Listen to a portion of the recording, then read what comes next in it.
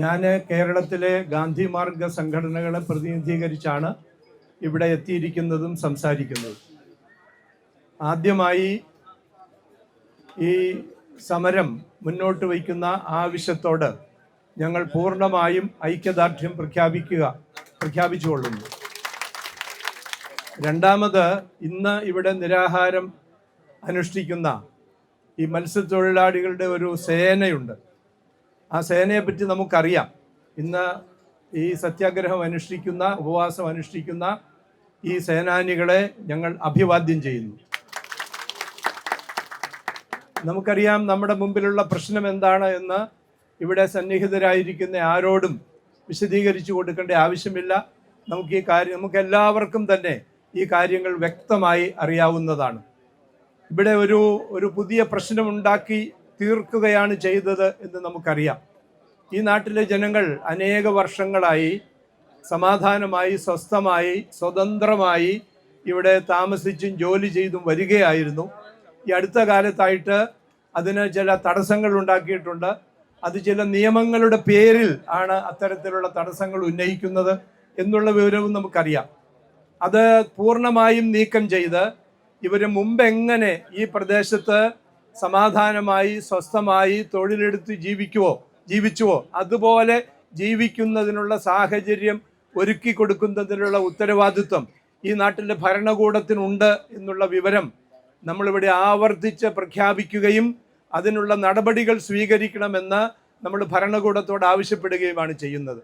ഈ കേരളം ഭരിക്കുന്ന ഭരണാധികാരികൾ മനസ്സു വെച്ചാൽ ഏതാനും നിമിഷങ്ങൾ കൊണ്ട് പരിഹരിക്കാവുന്ന പ്രശ്നമേ ഇവിടെ ഉള്ളൂ എന്നുള്ളത് നമുക്ക് എല്ലാവർക്കും അറിയാവുന്നതാണ്.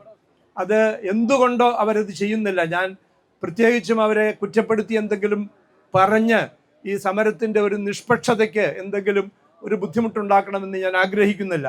അവരെ ഉണർന്ന് പ്രവർത്തിച്ച് അവരുടെ കടമ നിറവേറ്റണമെന്നാണ് എനിക്ക് അഭ്യർത്ഥിക്കുവാനുള്ളത്. ഒരു കാര്യം ഞങ്ങൾ ഗാന്ധി മാർഗ പ്രവർത്തകരെ എടുത്തു പറയാൻ ആഗ്രഹിക്കുന്നത്, ഈ നാട്ടിലെ പല ഭാഗത്തും വളരെ സങ്കീർണമായ പ്രശ്നങ്ങളുണ്ടായ സമയത്ത് അവിടെ ഇടപെടുകയും സമാധാനം സ്ഥാപിക്കുകയും പൂർവ്വസ്ഥിതി പുനഃസ്ഥാപിക്കുകയും ചെയ്യുന്നതിൽ ഞങ്ങളുടേതായിട്ടുള്ള ഒരു പങ്ക് വഹിച്ചിട്ടുള്ള ഒരു പ്രസ്ഥാനത്തിൻ്റെ പ്രതിനിധിയാണ് ഞാൻ. എനിക്ക് എല്ലാവരോടും പറയുവാനുള്ളത്, ഇങ്ങനെയുള്ള പ്രശ്നങ്ങൾ ഉണ്ടാകുന്ന സമയത്ത് ആ പ്രശ്നങ്ങളെ ഊതി കത്തിച്ച് അല്ലെങ്കിൽ ആളി കത്തിച്ച് ജനങ്ങളുടെ ഇടയിൽ വിഭജനമുണ്ടാക്കുന്നതിന് ശ്രമിക്കുന്ന ആളുകളും ഉണ്ടാകാം നമ്മുടെ സമൂഹത്തിൽ.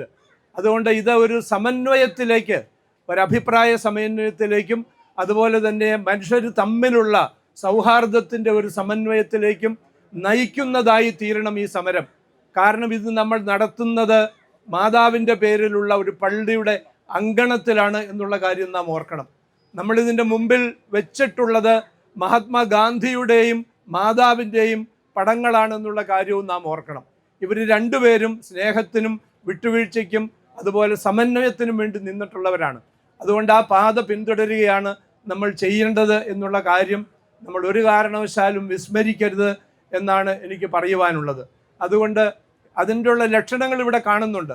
കാരണം ഞങ്ങൾ ആദ്യമായിട്ടാണ് ഇവിടെ ഈ സമരം മുഖത്ത് വരുന്നതെങ്കിലും ഇവിടെ നടക്കുന്ന സംഭവങ്ങളെല്ലാം മാധ്യമങ്ങളിൽ കൂടി ശ്രദ്ധിച്ചുകൊണ്ടിരിക്കുന്നവരാണ് ഈ നാട്ടിലെ മുഴുവൻ ആളുകളും, പ്രത്യേകിച്ച് പൊതുപ്രവർത്തനങ്ങളിൽ ശ്രദ്ധിക്കുന്ന ആളുകളെല്ലാവരും.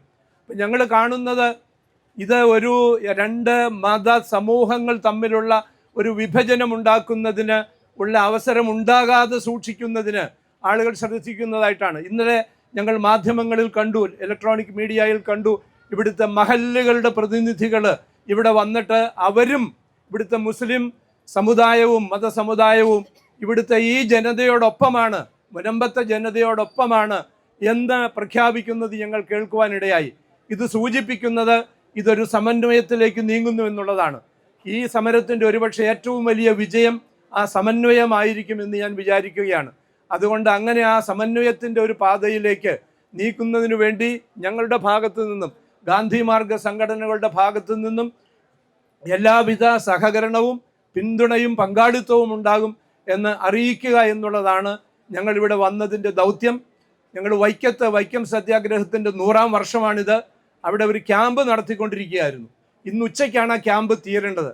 പക്ഷേ ഇന്നലെ രാത്രി ആ ക്യാമ്പ് അവസാനിപ്പിച്ച് ആ ക്യാമ്പിൽ പങ്കെടുക്കാനായിട്ട് കേരളത്തിൻ്റെ എല്ലാ ജില്ലകളിൽ നിന്നും എത്തിയിട്ടുള്ള ആളുകളുടെ പ്രതിനിധികളാണ്. ഞങ്ങൾ തീരുമാനിച്ചു ഇന്നത്തെ ക്യാമ്പ് വേണ്ട, ഇന്ന് ഈ മുനമ്പത്ത് സമരം ചെയ്യുന്ന ആളുകളോടും ഇന്ന് സത്യാഗ്രഹം അനുഷ്ഠിക്കുന്ന ആളുകളോടും ഐക്യദാർഢ്യവും അനുഭാവവും രേഖപ്പെടുത്തുകയാണ് ചെയ്യേണ്ടത് എന്ന് വിചാരിച്ച് ഞങ്ങൾ രാവിലെ അവിടുന്ന് പുറപ്പെട്ടാണ് ഇവിടെ എത്തിയത്.